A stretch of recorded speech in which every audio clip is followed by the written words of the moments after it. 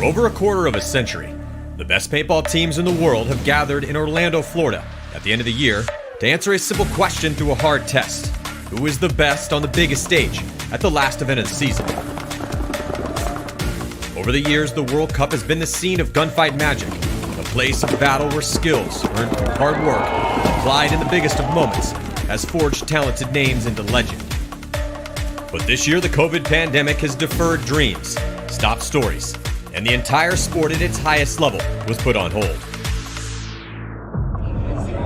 With only one NXL event in the books, the middle of the season became the longest offseason that we have ever had. But the brakes are now off. World Cup 2020 is just on the horizon, and the 4-day battle to see who is the world's best paintball team is almost here. Who will emerge as the champion? Go watch all of the intense battles now from the 2020 NXL World Cup, only on GoSports.com. The driving mission at Go Sports is to bring you the best paintball content and broadcast in the world, behind the scenes, in the pits, and on the field. To continue this mission, we're rolling out a renovated website platform across the board with easier search functions and a more robust chat system for better interaction with your fellow fans. Dive farther into the game with a new integrated stats portal. Get your insight into the game anytime, anywhere, with an improved functionality across all mobile devices. Check it out now.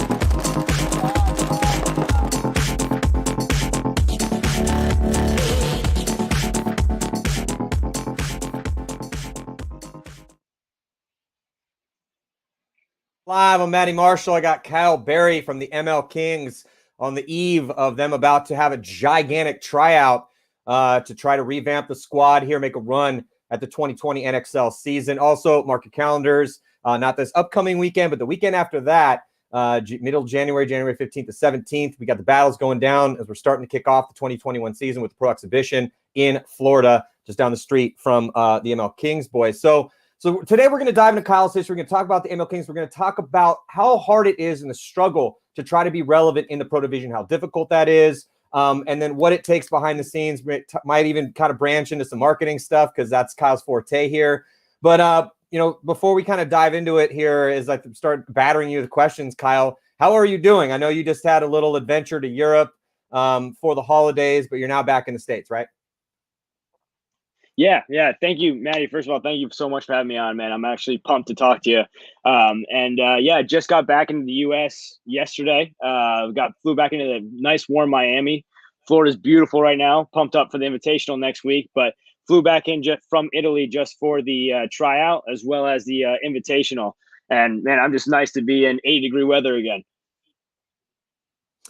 Yeah, Florida. Hey, if you're going to be in Florida, this is the time of the year to be in Florida. There's a reason why they call those, all the Northerners the snowbirds, and the population of places like Fort Lauderdale explode. All those, giant condo complexes that are just barren when it's 105 degrees in the middle of the summer, and all of a sudden those things are just jam packed with people from the Northeast, just flocking to the beautiful 70, 75 degree weather down there. So yeah, I mean, it's kind of hopefully be picture perfect. Obviously, hurricane season is done. We dodged that bullet at World Cup. So just real quick, did you get a chance to see our boy Federico over in Naples? He was definitely a blessing to me and my wife. When we had a crazy thing happen, some stuff got twisted and turned around, and we got stuck in Naples, and he really saved us that day. So did you get a chance to see Federico? Yeah, Federico is the man, honestly. Big shout out to him and MacDev. I got to meet him out in his office in Italy, saw a little bit of what he's doing for not only MacDev, but the new gaming portion they're bringing in, which looks awesome. Awesome guy. Honestly, he showed me a little bit of the city of Naples where he is, which is an absolutely crazy city. And he had my back. I had some crazy stuff happen to me when I was over there, and he called me right away. He was always there for me. And just it's nice that paintball gives us that opportunity to meet amazing people like that. And no matter where we go in the world, there's always someone that, you can either rely on or talk to or have a connection with. Yeah, I was talking to Joe Barrett. We had him on the show last week and actually on Sunday, and kind of talking about that, how that's, look, we're not to the point where we've gotten paintball to be so intricately fascinating to the broad mainstream public that millions of people are clamoring to pay money to consume the story that is pro paintball, because at the end of the day, that's what it takes. That's what brings millions of dollars into these other bigger sports and generational knowledge. Longer conversation there. But one of the blessings that it does have at the top end, and even actually at every end, if you're outgoing enough and willing to, drive some places and make some friends and be social, is that, as you get better, your horizons kind of open up and you do get to meet these people. And then you kind of realize that, yeah, man, paintball is definitely like a giant worldwide fight club. I mean, we used to joke that you could blindfold us, throw us in the back of a car, put us on a plane, and then drop us off as long as I got my cell phone. I mean, wherever and if you drop me off at dawn, I think by sunset I'll probably have a place to stay, a couch to crash on, a meal to eat, and some cash getting put in your pocket as a loan. Probably they won't even expect to get paid back. But that's kind of the hardcore the hardcore nature of the game. It just, obviously as intense as it is between the nets and on that field, that's why it kind of really breeds those hardcore relationships, those amazing bonds that you form with people off the field. And you do get to go places like Naples, meet people like Federico, and yeah, they'll take care of you. Yeah, I mean, honestly, it's not just there. I luckily at the beginning of the year was working for Virtue as a marketing director, doing some of their marketing programs, and I got to see the analytics on the back end of how paintball products are purchased kind of around the world, and I was amazed to see it's everywhere. It just really hasn't grabbed the hold of the consumer knowledge in a general sense like the other sports have, leveraging the TV platforms. I mean, that's the only reason that everyone knows about football or soccer when you go to Europe. It's because every TV, no matter where you go, has a soccer game on, right? And Go Sports does an incredible job of being that representation, but it's just not in that new consumer public eye that makes it so everyone's like, oh yeah, I know what competitive paintball is. But at the same token, like you said, the people are incredible. We're super close. 2020 was a crazy year, but luckily I got to fly to not only Italy and spend some time there, but went to Denmark and Bulgaria. And Denmark met this guy named Kim that runs the DPL and owns the Rabbits. Got to play in the Danish league there. That was a blast. And then got to run a clinic out in Bulgaria. There was only maybe 10 to 12 competitive players in the entire country left. But got to hear the history of paintball there and got to connect with these people. And it's just, making friends is always difficult. Everyone says no matter where you go, you got to be either outgoing or, have to know someone to make some friends. But paintball gives us that connection that makes it, just feels so much easier to find a good place no matter where you go. Yeah. How was traveling? I don't want to get too off topic because, talking about history, we got to talk about your history. We got to talk about the ML Kings because, just real quick, though, just to throw kind of a little tidbit, a little prelude about the ML Kings and yourself. You have been grinding for a long time. I looked at your profile because, you've been around for a long time and And I've seen you on different teams, and I was like, man, how many teams has Kyle Berry played for? So I went and looked, and I think I stopped counting around like 25. That's not an exaggeration. Like if you have on pbleagues.com, go to pbleagues.com, put in Kyle Berry, and go look at how many teams this dude has played for. It's insane. And you're only 26, 24, 26? Yep, 26, yeah. Yeah, so you've been around the block a little bit here. And then, so I'm sorry, go ahead. I was going to say, yeah, the teams itself, like I started and went through all the divisions, so there was a lot of teams, but it's man, I'm 26, but I started competitively when I was 13, so it's a good 13 years of just I never took longer than a month break. Even when I went to crazy countries like Bulgaria, I was itching to play. Yeah. And then with the ML Kings, fascinating story there. The story of the ML Kings, I've always kind of had a soft spot. It's interesting. It's like we're suckers for a good story. Especially me. I do look at the books behind me, bro. I love a good story. I just go down the rabbit holes and I'm like, oh shit, it's fascinating. But with Charlie Givens and the ML Kings, so the Charlie Givens is an American guy who ended up settling in the Czech Republic. And it was kind of and he told me this crazy story about how, he's an engineer. So he's done well for himself and he's a paintball patron. He's a guy that wants to give back. He's done well enough that he can, have a pro paintball team and, he's not able to pay tons of crazy salaries, but he's paid, American pros to come over when they were a threat to win tournaments in the European Pro Series. And that's kind of how they, put their mark on the sport. And then he decided to come over to play semi-pro in the States and ended up winning Atlantic City. And then once the expansion happened and it was able to kind of get pro, we'll go into that a little bit more, but I just have a great Charlie Givens story, which I've told on the show before, but I think it's such, he's a good guy. I really like Charlie Givens. And he said that he was with some colleagues and they were like, hey, I may butcher this, like the kind of the outside details of it, exactly where he was, but they essentially went to this tiny nowhere little village in the Czech Republic. And it was, right after, they had kind of got out of the Iron Curtain. And so their money was worth absolutely nothing over there compared to the US dollar. So he's taking US dollars and he's going over there. And all he has when he goes up to this little tiny, because they're like, oh, let's get some drinks real quick before they're like having a meeting or like a weekend with his work buddies or something. So they go to this like local tavern. Now, anyone that's spent any time in Europe and you go to these little tiny towns in Europe, you're going to find like a little pub or a little bar that is really like a fixture of that tiny little, maybe one intersection town in the middle of nowhere. And so he goes up to the bartender, only person working there, and he pulls out $100 bill and he's like, hey, I'm really sorry, but can you break this? And the guy looked at him like he was crazy. He's like, no, do you know how much money that is? $100 US. He's like, and then Charlie's like, well, how much is this? As far as, because the exchange rates were crazy and the dollar was so strong back then. And the guy looked at him. He's like, you have to understand, that's enough money for everyone in this entire village to drink potentially for the entire month, or at least for the next week, depending on how much they want to drink. So Charlie just said, he's like, okay, puts the $100 bill on the bar, slides it across to the dude and goes, all right, this is yours. And just let the village have this tab on me. And so that's like a good Charlie Givens story, So, but yeah, so it's kind of got he's an amazing story. Guy. Yeah. Ambassador of the sport, not only supports us in the Kings here in the US, he took me on after playing semi-pro for 2 years, right? And he brought me on at the beginning of the year and was like, hey, you got to get more athletic, you got to cut weight, because he himself is doing 500 push-ups a day and making it look easy. So he's no slack when it comes to practice. So he said, you got to be in shape, but he gave me the opportunity. And ever since then, my heart goes out to him. He's true an ambassador for the sport.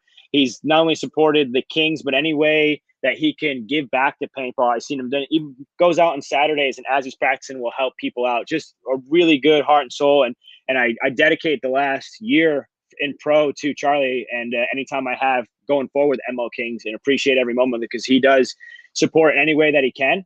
But just giving that opportunity and opening that door. I learned that kind of a hard way a few years ago, and we'll probably get into the story when I was working with some younger generation of kids in a younger organization, that there's only really a select few people that will completely go out of their way to support paintball financially, right? And pull it out of their pocket and give everything they have for no real apparent reason outside of just the love of the sport or the love of the players in the sport, whatever it might be.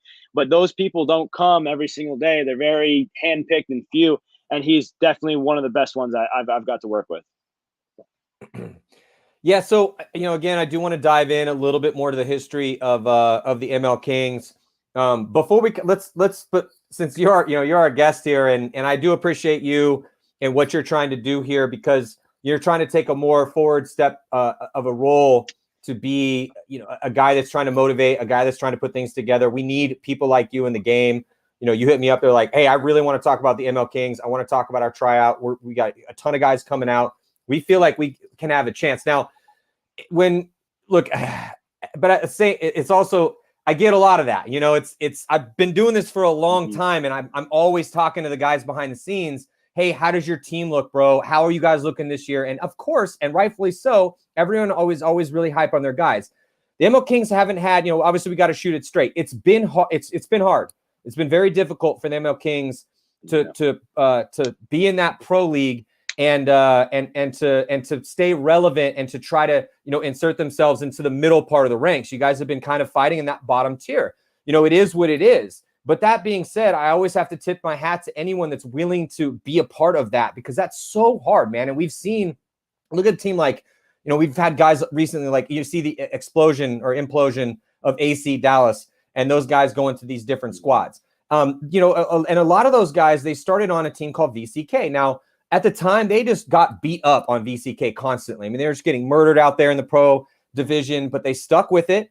And lo and behold, all of a sudden, you know, a guy like John Jackson emerges as one of the best players in the world, you know, winning a golden barrel, helping his team get into, get into 4 separate finals. They were never able to win one, but still, I mean, AC Dallas, I mean, you were a fool if you didn't think that AC Dallas was one of the best teams in the world. And everyone didn't want to have AC Dallas in their bracket. And that's what's possible, you know, so. And then when Charlie was like, "Hey, we're kind of going more Florida based. We're picking up these guys. You know, I know you've heard of Kyle Berry." I'm like, "Yeah, this is a little while ago. We're picking up some of these other guys that honestly I had not heard of before." And then I saw you guys go out there and grind against these really good teams. Did you win a lot of games? No, but you went out there, you know, chests up and feeling confident and willing to go into the breach against these dominant beasts that is the top level of our sport. And I have to, again, like I said, give you a ton of respect for that. But what I did see out of the squad was a ton of potential. And I'm not just bullshitting and saying that, man. You know, when you look skill-wise, I really thought that you guys would just – it was like one of those – we say it every year, every single time. Oh, look how individually talented these guys are. We saw it out of the Wild Dogs at this last event, who was the team that beat you guys in the first game. You know, a ton of individual talent. But when push came to shove and they played the better teams, sure, they put up a couple points against the Russians again. I mean, you guys were in – a murderer's row of a bracket. I mean, again, the bracket you guys had and the Wild Dogs had at World Cup was disgusting. Russians, Dynasty, and then New York Extreme, MLKings, and then Wild Dogs. So, you know, if we Dynasty won the tournament, man. And then the Russians, we know how incredibly good they are. They've won a bunch of tournaments and have been, I think it's 5 or 6 times they've been, it's on my notes, but 5 or 6 times they've been in the finals. It's insane how good the Russians are. So that's your draw. Again, I'm known to go on tangents, but I got to tip it to you here a little bit. But I just have to download these facts to everybody. One, absolutely, ML Kings, before the tryout you guys even have, filled with some talented guys who are super hungry. And I want to hear about those guys from you. And then we got to talk about how difficult it is, because people need to know how hard it is in this pro division, because that is part of the compelling story. You know, it may look relatively simple to people that don't know what they're looking at. It's like when you're watching, MMA or jiu-jitsu or something. It's like, oh, they're just rolling around on the ground. Like, it's like, bro, have you ever done any of that before? You know how hard that is? It's incredibly hard. Anyway, so I got to throw it back to you, but let's start. Let's talk about the tryout, and then I want to talk about your history. But let's start with the tryout. Who's coming out, and then we'll talk about your current roster. Who's going to stay? Who's going to go? Let's break this down. Yeah, 100%. And you know, you're right when it comes to the professional division. It's not just the game. Honestly, the game of paintball might seem simple to some, but overall, it's a complex game with millions of variations, and it's not easy when you're going against not just the best minds, but the best guns in the world. And with MLKings last year, like you said, we had, you know, great potential. We picked up Jose and myself at the beginning of the year.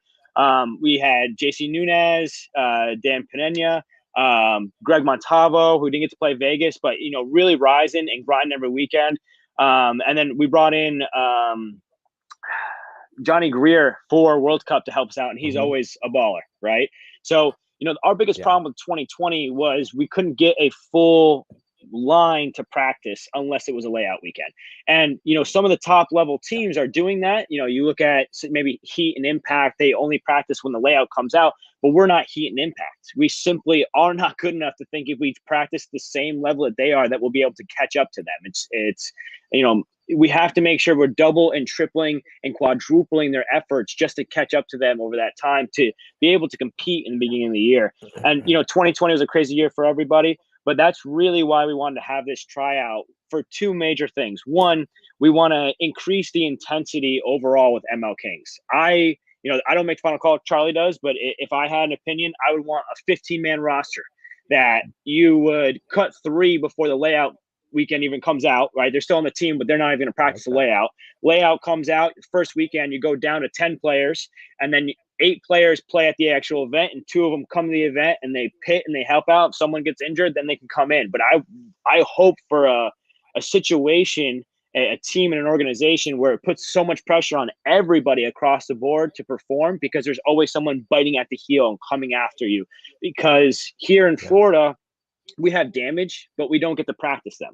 You know, we're completely separate at CFP. We don't go against each other whatsoever. So we really have ourselves. And in that mindset, we have to make sure us as an organization, in my mind, is constantly fighting each other to be better. I want to be pushed every single time. I religiously now watch The Last Dance with Michael Jordan and listen to how not only Jordan as the motivational leader and best player on the team pushed his players to be better, but also how the coach brought in things of being one as a team while constantly pushing to be better and executing on levels of perfection. It, in my eyes, and you've seen these stories 1,000 times in sports, but it goes around no matter what sport it is, there is a level of perfection that we need to hit. And the only way for us as every individual player to hit that in my eyes is 10 times the amount of pressure every weekend that Heat has on them, so that when we do get to the event, we have a little more built up resistance. We have a little bit more teamwork structured in place. We're in the position where, playing against the best team in the world doesn't feel as difficult because we're grinding so hard every weekend against ourselves. And we just didn't have that in 2020.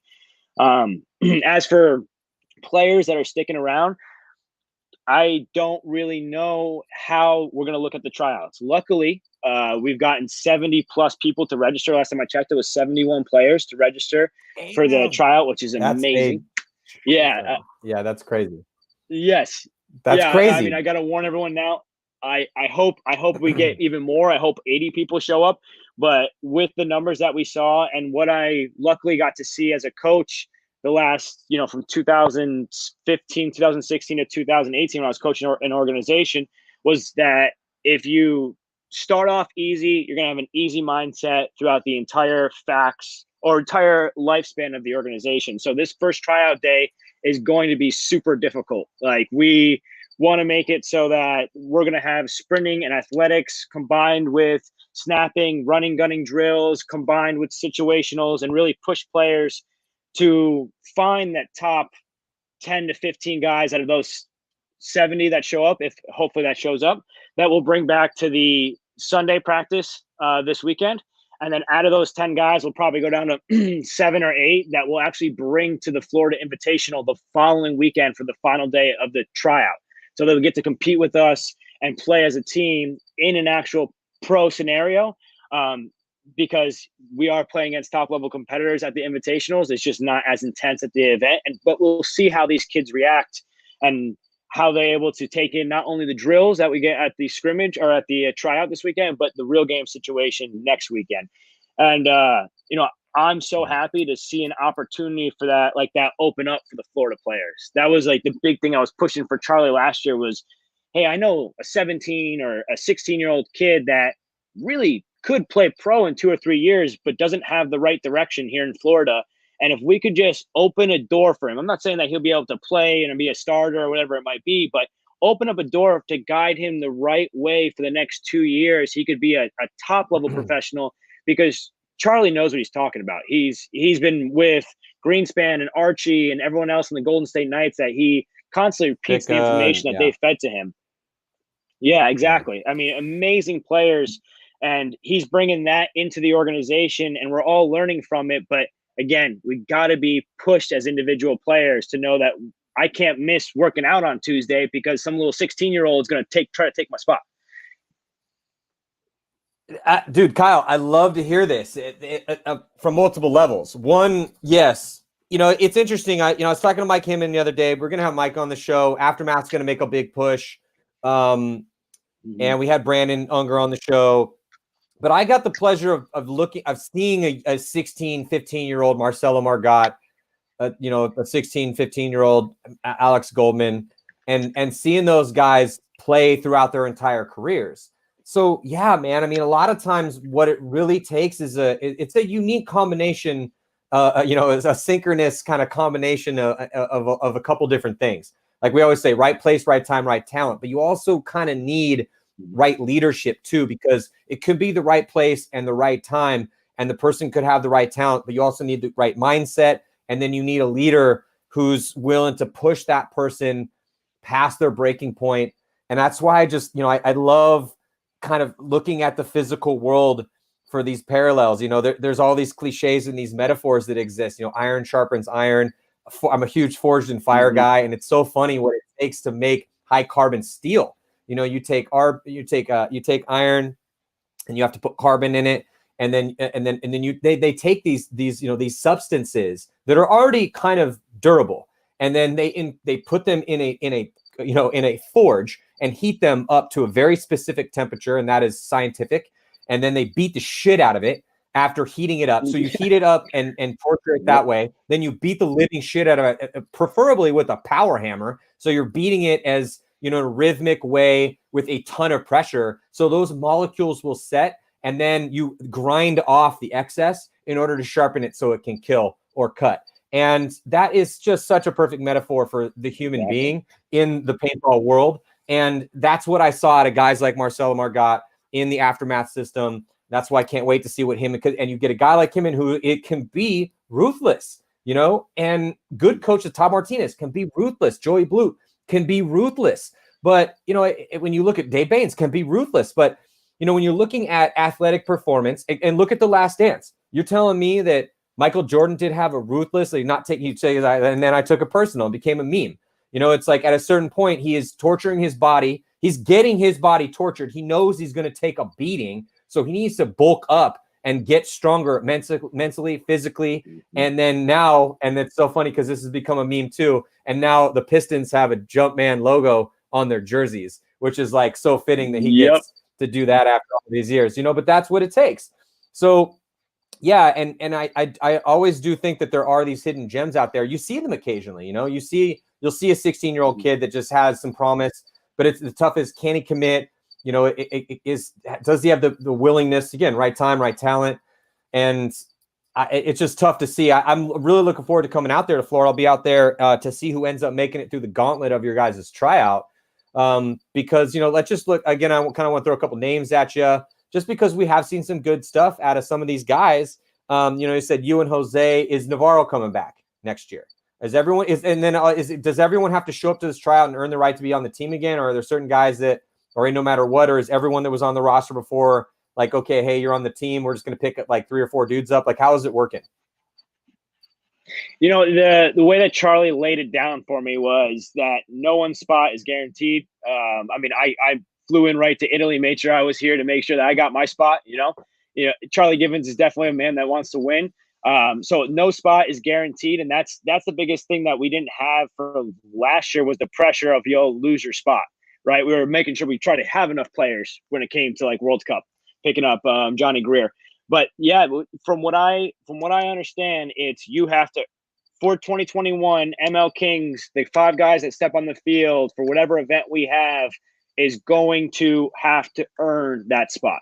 And no one's guaranteed, no one's in a set position, but it's all going to be on showing up to practice, being there at the tryout this weekend, and then constantly progressing and moving forward. Not just, Damage taught me a hard lesson, which it doesn't matter if you're working out every day and you think you're doing good and you can talk about a million things of how you're trying to be better. If you show up on Sunday and don't perform, you're not a better paintball player. So as long as they're showing up every weekend and performing, they'll earn that spot. But yeah, for right now, all seats are open. So, okay. So, that includes, I don't know if Johnny's coming back. Johnny Greer is one of those guys that he's earned the right to be a pretty decent free agent. So I don't know if he's going to get picked up by any of these teams out there. I don't know if you guys are bringing him back. Then you got Padilla. It's interesting. I've seen good moves and good looks in very hardcore pressure situations against some of the best teams in the league by every dude that you had on the roster at World Cup. So Greg Montalvo, he's had some, low body situation looks that I've seen that I respected him for that. He's a really nice guy. He's a, school teacher. So, super hard, very, very nice, kind individual, but I like the game face he puts on between the nets. Navarro, like we talked about, Padilla, Rodriguez, yourself. I mean, I liked, Travis Newsom. That was the roster that you brought to World Cup. So are all those guys coming back, or are you not going to be able to get, are all those guys coming to the tryout? Are all those guys interested in playing, or is, I'm assuming there's some stuff behind the scenes that you can't talk about, but I got to ask you. Yeah. Completely understand. From what I understand, everyone will be there, right? No one's told me otherwise. They all said they're going to come, they're going to fight. Just being completely transparent with you, Matty, we had Jose, Navarro, Greg Montalvo, Charlie were practicing every single weekend, right? Those guys didn't quit. They're going to be there, going to help with the structure and the organization. I know for a fact those 3 guys plus myself are basically going to run the tryout. Dan is coming at 2, I believe. He's told me. JC, I haven't heard 100%. And then Johnny, I love Johnny. I think Johnny's an awesome player, but they usually just say, hey, Johnny's coming. I don't think he's going to be at the tryout. I haven't heard anything from him. And from the list of people that I've seen, he's not on there. But we do have some good names on that list of semi-pro. Some pro players are coming to try out. So it's going to be a fight for a spot if they don't show up. Well, I do want. Look, Johnny Greer is not a guy that needs to try out. That would be this paintball is not. This is one of. And this is honestly one of the things I love about the game. This is not everyone gets a participation award. Everyone's the same here. No, you're not. You are all about your effort. You are all about your level of talent. But your talent does definitely not necessarily guarantee you a spot on that starting lineup, because this story has been often told, where a guy that's not as talented is going to take the spot from a more talented guy, because the guy that's talented, hard work beats talent, or talent refuses to work hard. And I love that quote, because sometimes it doesn't work hard, because working hard is a choice. So when that quote is said, when talent doesn't work hard, I'm not a fan of that version of that quote, because again, it is a decision that you make. Every day you wake up and you get to decide what you're going to do that day. And obviously you have your responsibilities, you got work, you got your family, you have things you have to do. Trash needs to go out on certain days. Babies need to get fed. Bills need to get paid. Yeah. But then what else? It's like, what else are you going to do there? So if you are super talented and he can just coast by on that, that's not always going to work for you. Sometimes it can, because here's the level of play. You need to be this good out there. So if you're this good every single time that horn blows and you're murdering people, yeah, we're forced to start you. But yep. So the level of work that you put in on the paintball field has zero to do at the end of the day. It's not, correlation is not causation. So yeah, it definitely helps. The more you work, the better of a chance you're going to create some luck for yourself. But yeah, man, we've had tons of guys over the years that just coasted by on talent and became generational level players. They showed up to practices and they played, but they weren't doing drills in their backyard in the middle of the weekend. They showed up and they did what they needed to do, and they played good enough, and they're badass dudes. And you know what? Again, here's the level. This is the level. This is how good you need to be. If you can be here without, training every single day, God bless you. That's what everyone wishes they could do. You could just show up hungover, put your stuff on, and go out there and get a 2-pack. But that's not how it always works. Well, I think that, I think that there's 2 sides to the game. There's the physical assets and then the mental assets. And currently in the game position that we're in, and I love watching old footage. My favorite years to watch is from 09 to 11. And that's because there was such a physical, beautiful aspect behind watching that footage, because players like Fedorov and Ali were in such prime shape where they're high diving over lanes, and where we don't really see that very often anymore. Ali was diving 3 feet over a lane to get to a corner.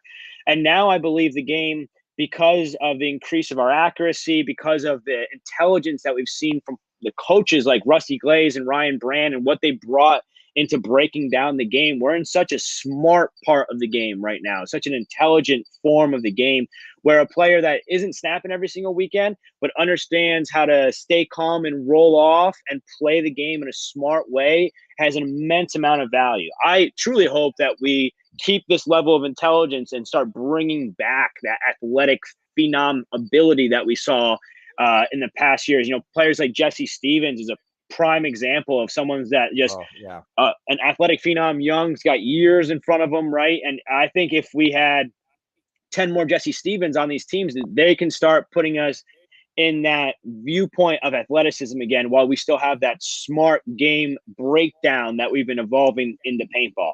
So I 100% agree with you, Matty. There are the people that have that intellectual value that come in and they just know the game. They know the X's and O's. They understand it. They stay calm. They can break it down very well. But when it comes to a lower ranked team like us, and again, this is, comes just from my opinion, but it's, in my eyes, to ever get to that top 10, top 5, hitting podium status, just bringing in that intellectual player will not get us past that line. It might help us win a few points. It might help us win a match here and there. But to go 3-1 or to go 4-0, we have to be so in tune as a team. That I think is what we were really missing. And that communication basis and that intellectual factor is not in a single player, but understood in the whole organization and pushed to a level of greatness in the whole organization for us to really see that success. And that's why I think a big roster, this tryout is going to be the first step to get there, right? And get that big pressure underneath. And then, intelligence will come with it, right? That's a big, big part of growing, young players coming into pro. They're going to take a little bit of time. But if we can break down the game and we have the knowledge there with, Greg, with Charlie, with a few other players, with hopefully myself can bring a little thing to the team for growth. But overall, yeah, that's really what I'm looking forward to seeing, because tomorrow is the trial. We start 8:30 in the morning. And when we get rocking and rolling, I have a spreadsheet of every player that's going to be there. And the first half is endurance, speed, agility, explosiveness, and then it goes into communication, awareness, breakdown ability, attack, defense, the mental aspects of the game, where I'll be able to grade the players and hopefully on all those assets throughout the day, because it really depends on both. I don't think the missiles that were being brought into the game in 2012, 2013, 2014 that were very successful, like when Zach Wake first got brought in, he got brought in from a lower division and he was just fast and he's amazing and he killed it, right? He went from like D3 to pro. Brandon Short in 2007 went right into pro, but had that athletic speed and ability to just kill it. The game now, if you see those Rockets come in, they're not as successful in my eyes. They might get to a spot, but the players overall have evolved to a point where, great, you made it to the 50 Dorito. We saw it. You're not going to shoot any of us, right? You're just going to sit there until we dink out your back eye and then dunk you in the head, and then you're not going to want to attack the next point. So it's a balance of those things. And the younger players, I think they're, from at least what I've seen in Florida, they have all the athletic ability. It's just there's not much direction for them to understand what they need to get to that intellectual level to play the chess game of pro. I love that there's a lot to break down here for sure. First off, athletic ability is crucial, but that is not what wins these tournaments. When we're looking at, Oliver's was athletic, very athletic guy, can do a standing backflip. Fedorov, super athletic. Their athleticism helps get them into spots and helps have them, Fedorov got put on the paintball map by being hyper aggressive and running. It's kind of like Smotrov. I love watching Leo Smotrov. He's we're going to have him on the show eventually. I feel like he's a little bit more of a shy dude. So I'm trying to, and his English is better than he thinks it is, but we're going to get Smotrov on the show because people need to hear his story. But goddamn, dude, it is so fun to watch Leo Smotrov play because he's so athletic. He looks like a live John Wick out there. But instead of being a 45-year-old, instead of being Conor Reeves at 45 doing his own stunts, he's like a legit John Wick. Like if you could train him to do the stuff that I'm just saying, it's nasty. I've seen him do ridiculous things out there. That's what Fedorov got paintball famous for. Now, that being said, still to this day, Smotrov is getting shots in spots that he's not going to get shot out of when he's 30 years old. He's still going to have, but he won't have the wheels. If you look at the best, when you look at the best MMA fighters on planet Earth, because they have to learn so many skill sets, it takes a lot to have to master, jiu-jitsu, Greco-Roman wrestling, dirty boxing, kickboxing, karate. I mean, literally you just go down the list of all of these different, skill sets and different styles and all these different looks and all these different situations that you kind of have to be putting yourself into. That's why guys, Daniel Cormier can be, 40 plus. And you can just go down the list of the guys that have been champions in the past that are in their 30s and 40s. And so even though they're not as, as a much of a physical beast that they were at 25, they've mastered all of these mental moments that they need in order to prevail in those situations. And paintball is the same thing. So if you're willing to say, you look at a guy like BJ Henningberg, BJ Henningberg, we don't know where BJ is going to end up next year. We'll see. Obviously, AC Dallas could use him. So hopefully they'll keep him, or the AC camp.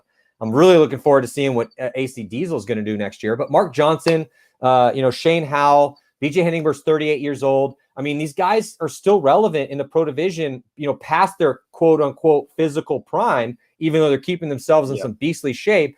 But, if you look at, I'm pretty sure that a 38-year-old BJ Henningberg is not going to beat his 25-year-old self in a foot race if his 25-year-old self and his 38-year-old self were working equally hard to be that quick. But so, yes, the physical capability to do it is fundamentally important because it does get you into those spots. Being a step faster than your opponent and having those reflexes is going to help your snapshot in a game where reflexes count. However, the time in which, the moment in which you do engage, how accurate that shot is, when to make a move, when not to make a move. Yosh Rao is not the fastest guy out there. He didn't make it to World Cup, but, Yosh Rao has been one of the best paintball players on planet Earth for 20 years, not because he's the smallest and fastest guy. He's a monster gunfighter. He's got great timing. So he's been on the most legendary squad. And he was, when he was younger, he wasn't slow, but he wasn't fast. But he was a beast on the Ironman with us back in the day in his late teens and early 20s because of his timing. So it's that mental side of things. And I see teams like MLKings, teams like the Outlaws. I talked to Fred Berkeley about the Outlaws. I was like, bro, you guys, if I was your coach, and I respect Jeremy Somm, I played with him back in the day, or played against him back in the day a ton, and I do respect his paintball mind. And it's been hard for him because he's lost so many guys over the years, but I would be taking that team and putting them through so many situational awareness drills that they'd have fucking flashcards as to what, each situation was going to turn himself into, because that's what it takes, man. Yep. That's the difference. I keep watching teams like MLKings and the Outlaws and all these Thunder and all these lower division teams throw games and points away by losing situational awareness moments, by being in a 4-on-3 high body situation and letting a team like Dynasty beat you 3-on-4 or 2-on-4. And sometimes guys just make great moves, and that's going to happen. Me and Rich Telfer used to joke about this all the time, but that's part of the game too. Sometimes guy just makes a great move, gets a shot on you. It was nasty. You couldn't stop it. You missed your shot. He made his shot. But that being said, when you put it through the numerical wash over time, you are not supposed to lose those higher percentage plays. You really kind of break it down over time. And when you look at these lower division teams, or the lower ranked squads that are just constantly losing those situations. So in your tryout, yes, figure out what their 40 time is and how athletic these dudes are and how much potential they have for that. But that is, running the fastest to the snake does not a champion make. Like, that's not how it works. That's not Mouse isn't great because he's fast. Mouse is great because he has aggressive tendencies that has been beat into him literally physically over time by having to deal with hardcore coaches like Mike Hinman and Dave Baines, and being in a pressure situation where he's getting paid to play the game. And if he doesn't go out there and stunt, he doesn't get a paycheck anymore. So sorry to go on a rant, but that's crucially important for younger guys like yourself, younger teams like yourself. You're 100%. I mean, I 100% agree with you. Let me get started off with a little story of what I did. So I think you would love this. So when I was with this organization called Southern Rage Paintball, I had everybody from 8-year-olds that were playing D6 to a 56-year-old playing like D3. So I had wide range of people, and we had at one point 42 guys in the organization, and I was the only coach. So I was running all of them, and I did this test. I did it for 2 months in a row. And the first month, we had practice every single weekend. The first month, I would start off the practice where we would just do a small warm-up, stretching, and then go into drills, then situationals, and through the day. And I try to be helping them and coaching them. And with those days, you'll notice that if I'm in a group setting and I'm talking to them, I have 2 or 3 kids in the back that are spacing off. I have some conversations that happen over here a little bit. I have to tell them, hey, you guys, listen up. They're distracted. They're a little bit off of 100% yes, sir, attentive. The following month, I ran them into the ground before every practice, like to a point where I had 3 or 4 kids puking. It's suicides, burpees, bear crawls, everything, right? And during those practices, they would never miss a beat. They would remember them more. When I asked them a month afterwards, which practice do you like better? They wouldn't remember how much they ran before, but they would feel like they learned so much more at the practice where I ran them. And the only difference was the running. I made sure I A/B tested it so that I could get some results afterwards. And that's the whole point of the running. Honestly, I truly believe if you show up to this tryout this weekend and you're not that fast, by the time the first event comes, and if you care enough, you will be fast. You might not be Alex Goldman fast, but you'll be quick enough to make the bunker. Right? But I want to see how you act in the 3-on-5s after I make you run a suicide.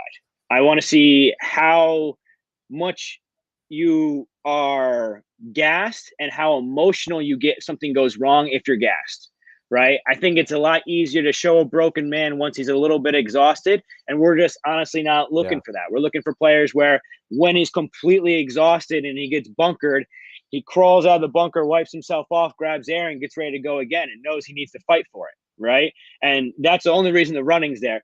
Honestly, I hope, anyone that's trying to be a professional athlete in anything is working out every day like a professional athlete. Otherwise, I don't think you'll get there.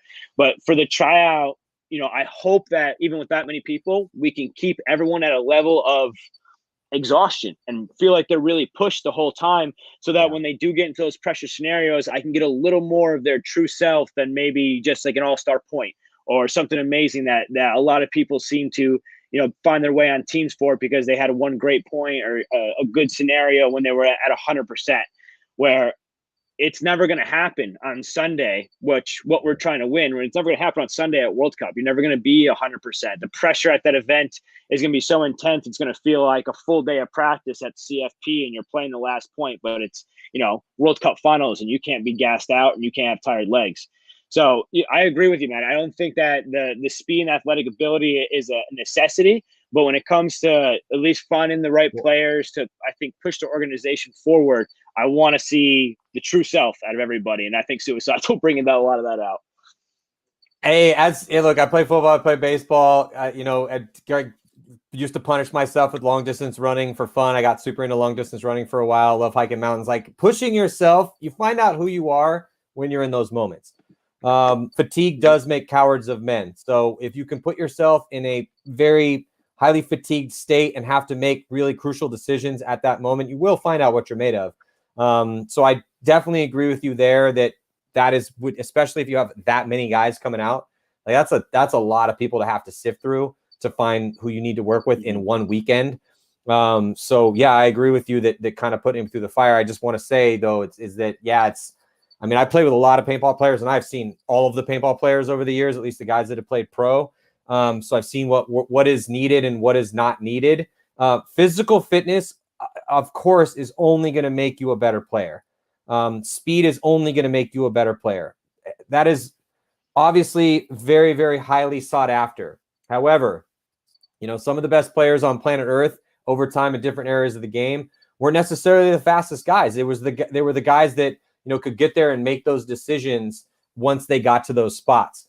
But yeah, athleticism, comes at a premium, man. So yeah, if you can, ideally you want both. You want a guy that's as athletic as you can get him, and a guy that's going to make awesome decisions when he's exhausted and has played every single point through 3 or 4 days if you're at the World Cup, and is playing, in 0.9 in the overtime point for the victory at World Cup. I mean, that's kind of, I just like that you guys, this is what you're attempting to do here, because, as it stands, when we're looking at the 2020 season, the ML Kings, you guys took 16th and you took 14th. So I'm sitting here, I'm talking to you, and you're super hyped on having this massive tryout and trying to put a team out there that's going to be competitive, and telling me that, hey, we have to work extra hard, because for us to catch the dynasties, the impacts, the legions, the heats, all the top guys at the top of the sport, then we need to, work as hard as we need to work harder than they are going to work. And I do like that when I talked to Charlie, he's like, I'm going to go Florida based for the guys in the States.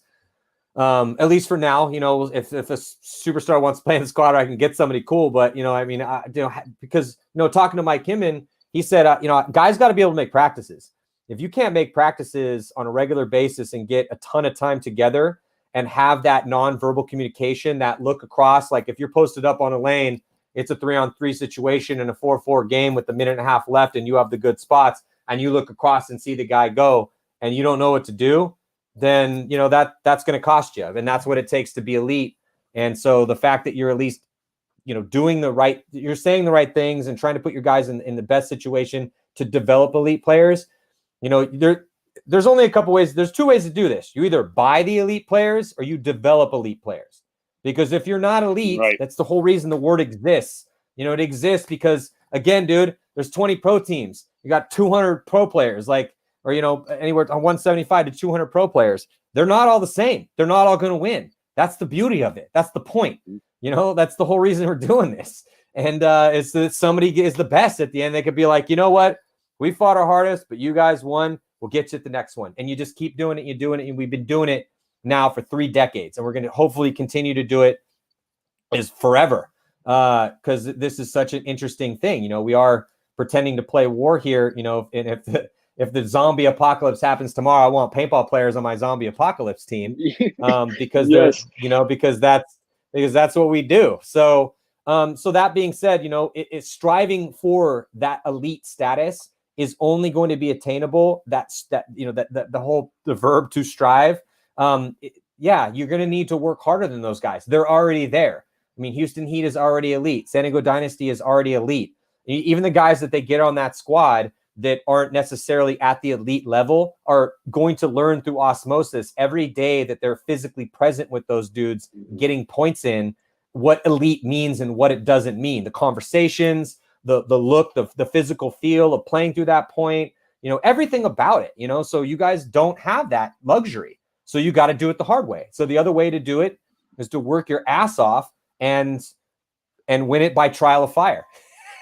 You know, by force of arms. Yeah. I mean, by trial, by combat. I mean, that's what it comes down to. Yeah, I mean, it's professionalism, right? In my eyes, like it's professional paintball, and the professionalism is. I tell a lot of younger players, like, you know, I assume you get this question all the time on here from younger guys, but like, what does it take to become a professional paintball player? And my first answer always is you have to be a professional, right? And that doesn't mean that you wake up and you watch paintball. You would have to wake up Monday through Sunday from the time your eyes open to the time your eyes close with, what do I have to do at this very moment? If I'm not, you know, with my family or eating food or getting work done, I have a few seconds. What can I do to be a professional paintball player? And that has to be there all the time in your head, because it isn't easy. It's especially if you're not coming from an area where you have a professional support around you, where you can kind of see mentors and people that will guide you on the right path. Their content's out there, right? Coming from upstate New York, like, I didn't have the pro guys at that time. There was no pro team there. NYX was gone. I had the Hussein brothers, Harrison Arslan, and some of the NYX guys today that were around, but they weren't pro yet. But I never stopped leveraging footage. And I think a lot of people misuse that, right? Like, they don't watch enough of Rusty Glaze on the Dirter series back in 2012, break down his overall practice structure and talk about the things you should be doing at meetings, or talk about, you know, listen to Ollie and some other interviews throughout there. There's so much valuable knowledge that teach you how to play the game just in the content already created from paintball, that it's that knowledge part that we were talking about, right? But it has to come together as a unit. The winning formula for pro, I haven't won a lot in my career. I've played a lot, but have not won a lot. And the small taste of winning that I've gotten, luckily with like the Tortugas for that full year in Europe, we had a blast and won every event, never lost. But it was, you know, playing D2, but you can still get this feeling. You know, I get the feeling now when I know we're going to win a match. I get the feeling now when the team is synchronized, the communication's working, the shots are falling, we're hitting the guy off the break, we're registering all 5 players in the field. All those aspects need to be synchronized. And for us as a team that's not in that, you know, when the Heat players show up, they've been on that right path for 20 years. They know the right things to say, the things to talk about, the right engagements. They're so on par with that because they've, in my eyes, those players that we're seeing, the top 5 teams, Heat, X Factor, Dynasty, Russians, those guys created the game that we play today. So they are going through the motions of perfection of what they've created, while we're coming into their game trying to exceed their level of perfection that they've put out here. And that only comes from, I truly believe, an error-free game, completely error-free, which is very, very difficult, or synergy within the team so strong that you don't have to push for errors, that you can play as a unit together as a lower divisional team and make sure that if one player is having a problem, it's being supported by another player as a team, as a true team system, so that we don't have the situation where Smotroff is gun battling one of our players one-on-one who's only been in the pro circuit for a year and he's been doing it for 10, right? The odds are not very good there. right? I'd rather play the bait game with Smo Trough and be able to play the overall team. I think that's why AC Dallas did so well when they first came together under Greg Pauly, because Greg Pauly was like, these guys are all great. Here's your system. Play the system, play off each other, and do what I say and play it as a unit. I'm not quite sure if that's how the pits work, but that's how I saw it from the outside. And them giving into that format and relying on each player in the field allowed them to climb the way up the ranks for, finals games. Of course, they didn't win one, but anyway, they were showing that they're a top level team in the world from players that, I saw in VCK, everyone else saw in Texas Storm, these other teams that didn't perform, but they came together on the right guidance and absolutely killed it. That's, coming into 2021, like I hope that in my group chat, I can message paintball videos every 2 days. Like, yo, you guys have watched this? You should watch this and get amped up. You know what I mean? Have you guys seen this old Durder video where Rusty talks about this? We should talk about this at the next practice. That mental game where everyone's being pushed. I think personally, I believe there's another level to the game that we're playing today, which I'm super, super excited for, because I think it's going to be amazing to watch. And it's just who finds that first, kind of like how Dynasty found it in the early 2000s. They found that next level, and it's been evolving since then. But that was the biggest gap that I think we've seen. And I think that the evolutions will be smaller, but it's going to come where the younger players are going to come up and they're going to be able to bring in the mental capacity that are the players we've seen developing over the 10, 15 years and compound that with something even more. And we're honestly just trying to open the doors for those people. Again, coming in from upstate New York, we didn't have pro opportunities. So when I got the pro opportunity in Florida, it meant the world to me. I literally, when I got on Damage in 2015, it was a life goal achieved. And as I see these other teams, sometimes there's open tryouts for some of these teams, but they pick up one guy, or if they do, they never get playing time, and it's kind of messes with their overall psyche, and they don't really. I haven't seen good results from Jesse Stevens. Is like, I love his story, honestly, because he had that problem, came back and killed it. But I would love to see the opportunity for some of these younger guys at CFP. There's 100 people playing every weekend. It's packed. There's paintball players galore, and there's even more in Miami. So to get them that opportunity to see if they can fight for it, because like you're right, there is only 20 pro teams, 200 pro players. There's not a big pool of professional paintball players, and honestly, I think the sport is so awesome, and that it is so cool that to get to that position, you should have to fight tooth and nail and be bloody by the time you're at the top of that mountain to fight against, the king and queens of paintball that we see today. Dude, I love that, man. I love your fire. I'm super excited to see what the ML Kings are going to bring. Obviously, we're going to have a chance to watch that in a weekend, not this upcoming weekend, the weekend after that. So yeah, and I feel that everything evolves. The one thing that is constant, there's nothing that's constant except change. That's the only constant is change. So Yep. Things are always going to change. But to me, at this point in the game with paintball, like, we have certain metrics. The rate of fire is the same. The guns they look cool, and there's a lot of cool stuff there with the guns, but they kind of essentially it's become a certain archetype.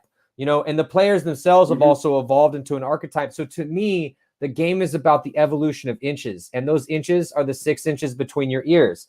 So it's that mental evolution, because when I look at, I love that.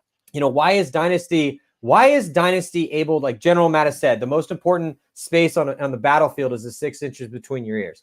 And because that's where the battle is won or lost. And that paintball is just a very visceral and physical metaphor for a battle. And 5-on-5 here at the tip of the spear, the most distilled version of the game, the best players on planet Earth. Again, 20 pro teams, call it 200-ish guys, depending on how many guys are carrying on the rosters. But if you got 10 dudes on a roster, 20 teams, 200 dudes, it's probably more like 180. But that revolves. But look, time is also a constant. Look at this great beard I have. Look at this bald head.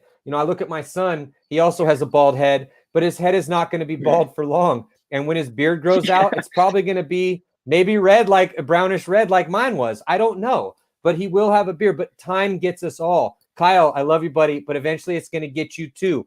Even though you're in the prime of your life right now. So enjoy every single eye blink of it. But it will, and your hair looks great, bro. Don't even trip. You're fine. Yeah, but, I was covering up the bald spots, man. Your hair looks I'm great. telling you, it's coming. Hey, your hair looks. For now, your hair looks great. Though I did do a charity event. Yeah. We did a charity Call of Duty event, and my co-host, he was 28, no, 26, 27, whatever. But he was, so we were kind of joking before we kind of got on, and I told him, like, yeah, your hair looks great right now, brother, because he was giving me a little bit of shit about my bald head, and I was, which is fine. Like, it is what it is. It's reality. I'm cool with it. But I was like, yeah, I mean, how old are you, bro? And he's like, oh, I'm 26. I was like, yeah, guess when I started losing my hair? Yeah, man, you better watch out. But so that being said, but look, enjoy your power while you have that power, but know that your true power really does come in the evolution of the inches. And that evolution, as we change, it's like they say, when a man comes to a river and goes across it, I love this saying. It's like some hippy-dippy bullshit, but it's so true. When you come up to a river and you walk into a river, let's say you're, hiking in the mountains, if 5 years later you go across that same river, that river has changed and you have changed. And so, the evolution of the inches happens between your ears in your mind. And so when I look at the game right now and how cool it was to see the Ironmen win the first event, because that was essentially a throw together squad, which should send ripples and confidence to every single paintball team on planet Earth. But then to see the Legends San Diego Dynasty finish it off with a victory at World Cup, our only 2 events in 2020. So what a horrible year, yes, but what a big statement at the same time in those 2 events. You have the new, young, hungry Lions with the throw together with a couple vets and some stars, and that was the Ironman. That's who won. Again, we could spend an hour. I got to let you go here soon, but we could spend an hour breaking, and we spent tons of time breaking that down, and some people hate when I talk about that win. But guess what?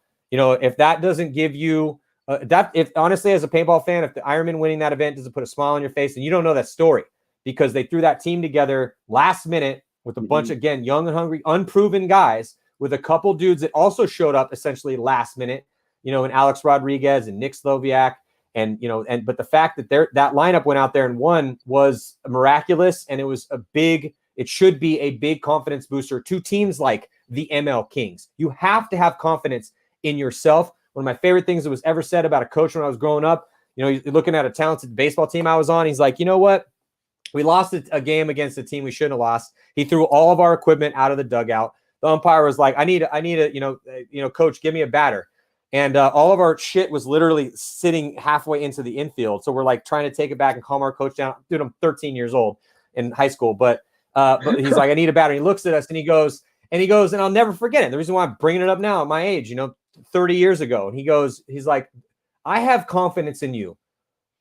Why would you not have confidence in yourselves? We're getting beat by a team that we shouldn't have any problems with. Who wants to go up right now? You've been sitting on the bench. Who wants to go up? Everyone that was sitting on the bench said, me, let me go. We ended up winning that game. I'll never forget it. And so I would say that to every single team coming up the ranks. Look, you have to have confidence in yourself. You have to sit and look at the legends downfield, Houston Heat, Edmonton Impact, whoever it may be, San Diego Dynasty, World Champions, San Antonio X Factor.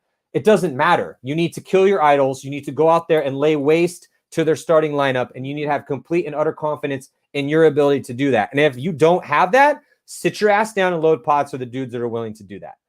And again, that happens here. Yes. So crucially important. Again, it's the evolution of the inches, and those inches are between your ears. But that's gonna, like you said, Kyle, is that the game is going to evolve. But I feel like that's where we're heading into, because no one's reinventing the snapshot. No one's reinventing the paintball gun. We're at 300 feet per second at the rate of fire that we're at. So yeah, can the tactics evolve? Of course, it's going to continue to evolve. We see it evolve every single year. The layouts will change. The bunkers, honestly. Yeah. Sorry, I didn't mean to cut you off, Matty, but that is what, it's funny. We were talking about The Last Dance with Michael Jordan, but what the one thing that changed the Chicago Bulls, that gave them that run, was when their coach, and his name escapes me at the moment, but his coach implemented the triangle system, where they passed the ball in a completely different structural system that was still basketball. They didn't change the game, but the system they played around, the way they looked at the game changed, right? And I think, paintball, we do get a lot of variables that change within the structure of our game itself. I truly think if you change something as small as the shell of the paint, you made it all bright shell paint, the game would change right there and then. You change the bunker structures again, the game changes a little bit, right? But at the end of the day, there's going to be systems and ideologies because of all the amazing and intelligent people that are in this sport. You know, I work with Boston Paintball and do advertising and promotions for not only their field, but for BKI. And Love I've those gone guys. through Yeah, I all love of those Rusty guys. Blaze's stuff. Awesome stuff. Awesome stuff. I've gone through all of Rusty's stuff in BKI, and any pro player that is, you know, a top level or a bottom level pro team, like if you're in the bottom 5, 6, I truly think that every player on that team should be watching BKI stuff and watching all the content possible. One, you're already in the professional realm, like you already are a professional player. You should be doing everything possible, and there's already outlets and content like what, you know, BKI has with Rusty that literally breaks down, hey, this is exactly how I coach. This is exactly how I run a practice structure, you know. And then there's individual players, Spica, Greenspan, that are like, hey, this is what I've been doing for the last 20 years to get where I'm at.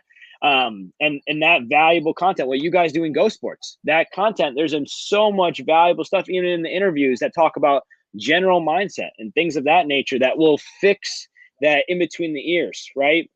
There's a great marketing interview with Ty Lopez where he's going off about how all of the greats in the world had mentors and had a support system for them to understand how to be better.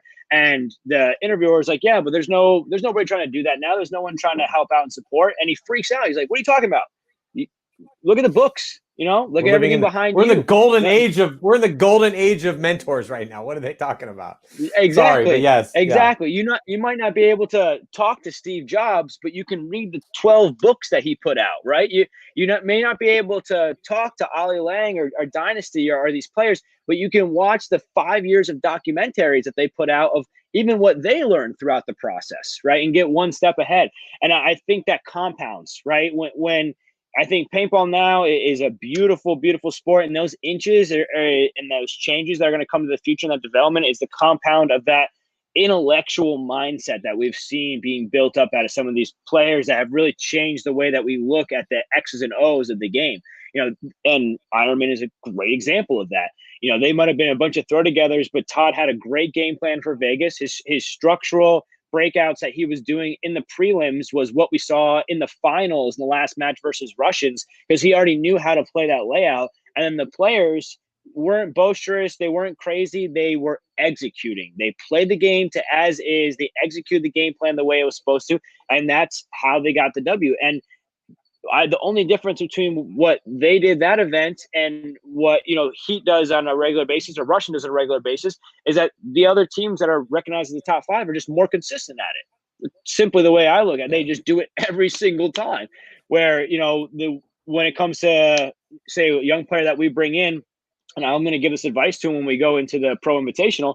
If we bring you in and you're going to play the Pro Invitational for us, the last thing that I want to see out of you is you shaky and nervous.